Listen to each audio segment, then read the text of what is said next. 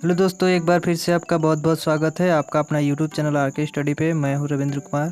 और guys, database management system का आज लेसन नंबर 3 का भाग नंबर 1 है। ठीक है, यहाँ पे गलती से 2 लिखा गया है, यहाँ पे लेसन नंबर 1 है। ठीक है, तो रिलेशन मॉडल है आपका lesson number 3, computer science and information technology. 4th semester के सभी स्टूडेंट एक साथ लाइव जुड़ेंगे और हमारा जो टॉपिक है आज का रिलेशन डाटा मॉडल के में। ठीक है, अभी हमने रिलेशन डाटा मॉडल के बारे में पिछले फर्स्ट लेसन में भी कुछ पढ़ा था और सेकेंड लेसन में भी हमने रिलेशन मॉडल के बारे में डिस्कस किया था।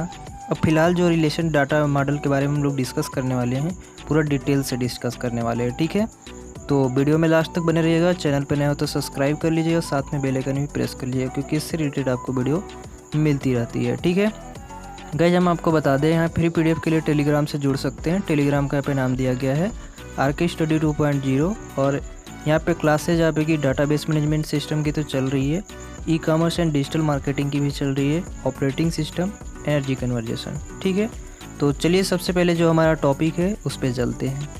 Relational model. रिलेशनल मॉडल के बारे में हमने पिछले वीडियो में डिस्कस किया भी है, लेसन नंबर 2 और फर्स्ट में भी। ठीक है, थोड़ा सा हम और भी उसके बारे में बता देते हैं, इसके बाद हम लोग जो इसमें लिखा गया उसको पढ़ते हैं।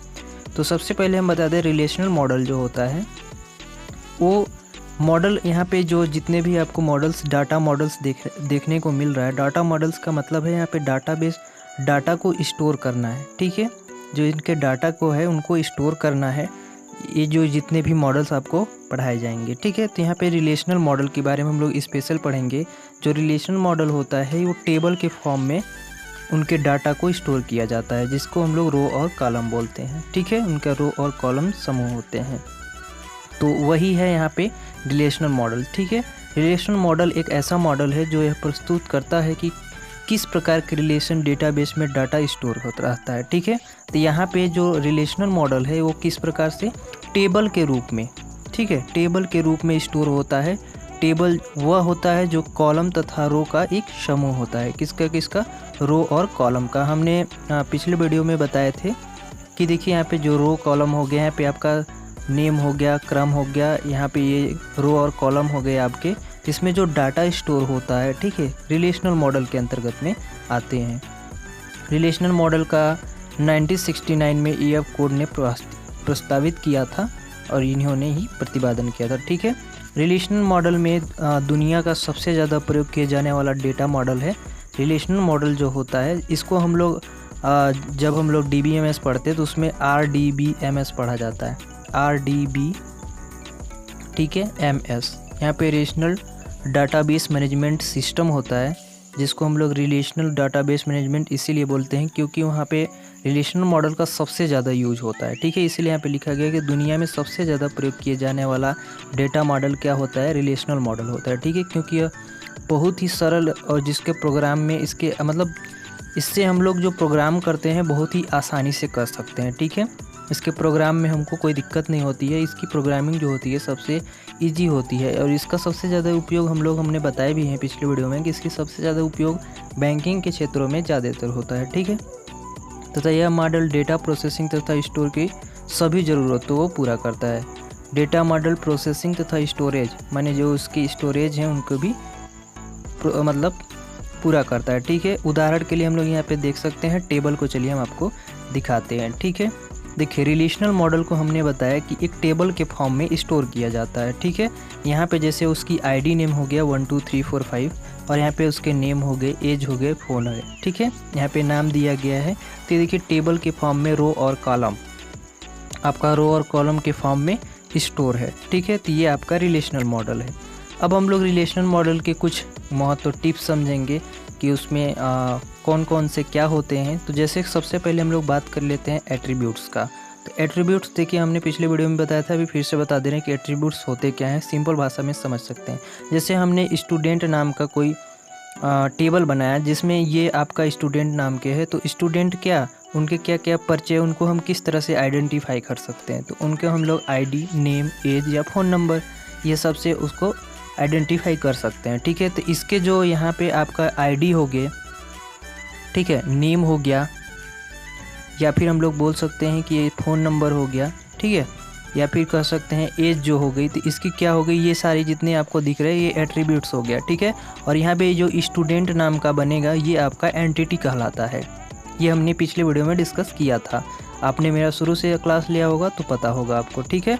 अब हम लोग सेकेंड में चलते हैं कि ये टुप्ल क्या होते हैं। इसको टुप्ल पढ़ते हैं कि टेबल की प्रत्येक रो को टुप्ल कहते हैं, ठीक है, टुप्ल कहते हैं। ऊपर दिए गए टेबल में 5 टुप्ल हैं जो अभी हमने दिखाए थे, यहाँ पे एक टुप्ल को प्रदर्शित किया गया है, ठीक है।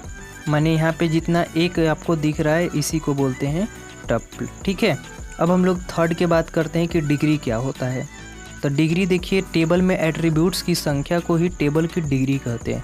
माने जो एट्रीब्यूट्स की संख्या है उसी को हम लोग क्या कहेंगे, डिग्री कहेंगे। जैसे कि अभी हमने 5 अभी जैसे कि मान लीजिए स्टूडेंट नाम का हमने एक बनाया, तो उसमें एंटिटी है ये स्टूडेंट नाम का।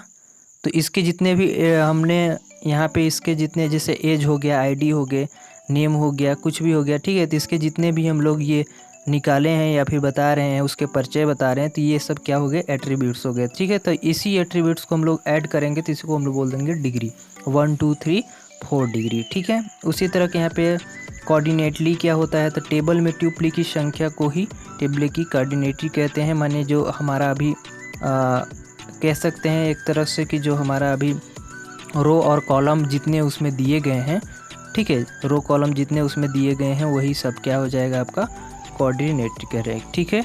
तो उसमें 5 ठो, तो 5 यहाँ पे हो जाएगा। अब हम लोग कॉलम की बात करते हैं, तो कॉलम सभी लोग जानते हैं, आप भी जानते हैं। तो कॉलम वो होता है जो विशेष एट्रीब्यूट्स की वैल्यू को प्रस्तुत करता है, ठीक है। यहाँ टेबल स्टूडेंट की एक कॉलम को दिखाता है, वो हमारा कॉलम हो गया। तो आई होप गाइज कि यहाँ पे कॉलम समझ गए होंगे, यहाँ पे आपको देखने को मिल गया, ये आपका कॉलम है, ठीक है, 5 कॉलम। अब हम लोग नल वैल्यू क्या होता है, तो नल का मतलब यहाँ पे कुछ भी नहीं होता है। तो यहाँ पे सिंपली भाषा में समझ सकते हैं कि वह वैल्यू जो उपलब्ध नहीं होते हैं, ठीक है, नल वैल्यू कहलाते हैं। उदाहरण के लिए हम लोग जैसे समझ सकते हैं कि आप टेबल स्टूडेंट, जैसे कि स्टूडेंट नाम का कोई टेबल है, ठीक है, उसमें ID 5 की फ़ोन वैल्यू नल है। माने जैसे कि हमने अभी यहाँ पे लिया, नल वैल्यू का कहने का मतलब है कि यहाँ पे हमने 5 ठो लिया लेकिन यहाँ पे कोई वैल्यू ही नहीं है, तो इसी को क्या बोलेंगे, नल वैल्यू बोलेंगे, ठीक है। अब हम लोग आगे बात कर लेते हैं रिलेशन स्कीमा का। तो रिलेशन स्कीमा वह होता है जो टेबल के नाम के साथ एट्रीब्यूट्स को प्रस्तुत करता है। माने जो टेबल है आपका उसके साथ एट्रीब्यूट्स की संख्या को प्रदर्शित करता है। जैसे कि स्टूडेंट हो गया, स्टूडेंट नाम का आप कोई ID बनी, तो उसमें देखिए ID, name, age, phone number, table आदि इत्यादि रिलेशन स्कीमा के अंतर्गत में आते हैं, ठीक है। तो आई होप गाइज कि समझ रहे होंगे। रिलेशन मॉडल जो होते हैं, रिलेशन मॉडल के कुछ कंस्ट्रेंट होते हैं, उनके हमको जानना है, ठीक है। तो सबसे पहला होता है की कंस्ट्रेंट, दूसरा होता है डोमेन कंस्ट्रेंट और तीसरा होता है रेफरेंशियल इंटीग्रिटी कंस्ट्रेंट। 3 हम लोग यहाँ पे पढ़ें। बस आज के लिए इतना ही, मिलते हैं नए वीडियो में, तब तक के लिए जय हिंद।